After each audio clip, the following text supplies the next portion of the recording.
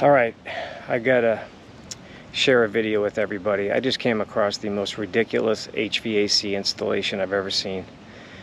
Wow, you gotta see this video.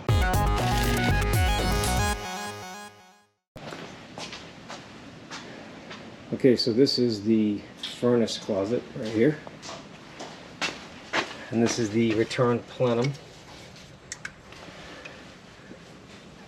And the first thing I see inside the plenum is rodent droppings, which is never a good thing. But it turns out that this vent right here is actually pulling in air into the unit, which I don't understand at all. Why did they install this like this? So in other words, when you turn on the heater or the air conditioning, it's pulling air from inside the house because there is a return in the house, but it's also pulling in outdoor air. This makes absolutely no sense. So, further investigation, looking under here, you can see the screens, and the screens have holes in them.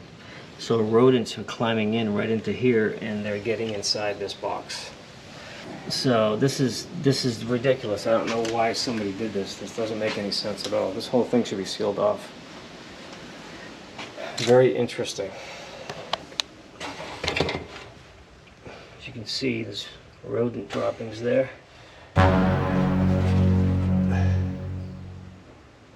Okay, so what is this Title 24 all about? Well, let me try to make it simple for you. I'm just going to read what it is because it's kind of a long explanation here. So, per the California Energy Commission, beginning October 1st, 2005, Title 24 of the Building Energy Efficiency Standards requires that ducts be tested for leaks when a central air conditioner or furnace is installed or replaced. Ducts that leak 15% or more must be repaired or replaced. So a property inspector, like myself, will not be able to determine if your ducts are leaking more than 15%.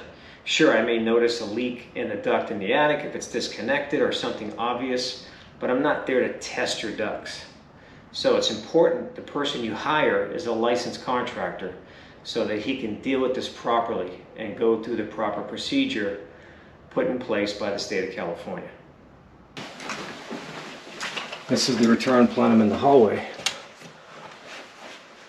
If it's raining out and there's a lot of moisture in the air, it's all going to get pulled in right through this return.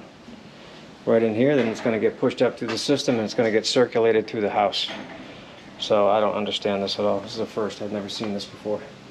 There should be no airflow going in here from the outside. This should be all sealed up, so it's only pulling air from the register I showed you inside. That's how this is supposed to work. All right, so the realtors were telling me it's really hot inside the house as I was looking at that return air issue. So I performed a quick fix by going to the trash can and finding some cardboard. Check out what I did. I just put some priority mail envelopes and it just sucked it right to it. That's how much air was being pulled in here.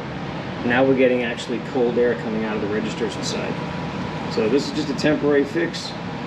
But hey, I'm gonna get some cool air when I get inside to work. That's called MacGyvering right there, buddy.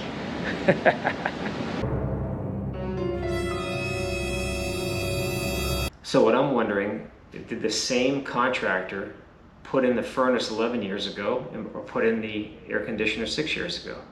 Or is it two different contractors? If it was two different contractors, then they both missed what I found on this house, which was the return is literally pulling in air from the outside.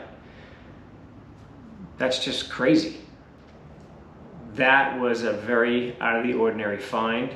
I have not found anything like that before. On occasion, I'll find a return plenum pulling air from under the house, but not outside the house. So, there it is. Hire the right contractors when you're repairing your house. It's worth it. You may pay a little more because they're going to pull permits and do things correctly, but at the same time, have peace of mind and knowing that it was done correctly.